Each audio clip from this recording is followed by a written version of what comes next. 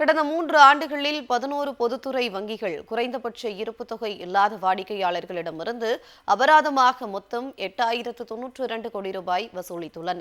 மக்களவையில் உறுப்பினர்களின் கேள்விகளுக்கு எழுத்துப்பூர்வமாக பதிலளித்த ஒன்றிய நிதித்துறை இணையமைச்சர் பங்கஜ் சௌத்ரி, அரசுக்கு சொந்தமான 11 பொதுத்துறை வங்கிகள் குறைந்தபட்ச இருப்பு தொகை இல்லாத வாடிக்கையாளர்களிடமிருந்து அபராத தொகை வசூலித்து வருவதாகவும், அதன்படி 2022-23 நிதியாண்டில் 2,407 கோடி ரூபாய், 2023-24 நிதியாண்டில் 2,909 கோடி ரூபாய், 2024-25 நிதியாண்டில் 2,775 கோடி ரூபாய் என மொத்தம் 8,092 கோடி ரூபாய் அபராதமாக வசூலித்துள்ளதாக அவர் கூறினார்.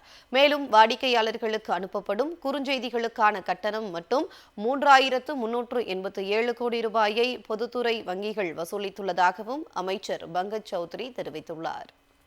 கடந்த 3 ஆண்டுகளில் 11 பொதுத்துறை வங்கிகள் குறைந்தபட்ச இருப்பு தொகை இல்லாத வாடிக்கையாளர்களிடமிருந்து அபராதமாக மொத்தம் 8,092 கோடி ரூபாய் வசூலித்துள்ளன.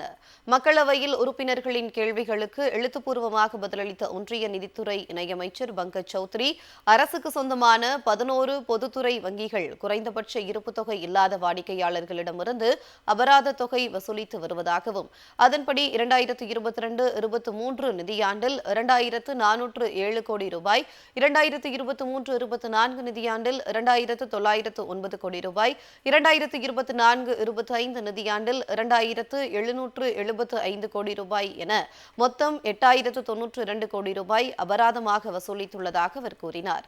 மேலும் வாடிக்கையாளர்களுக்கு அனுப்பப்படும் குறுஞ்செய்திகளுக்கான கட்டணம் மட்டும் 3,387 கோடி ரூபாயை பொதுத்துறை வங்கிகள் வசூலித்துள்ளதாகவும் அமைச்சர் பங்கஜ் சௌத்ரி தெரிவித்துள்ளார்.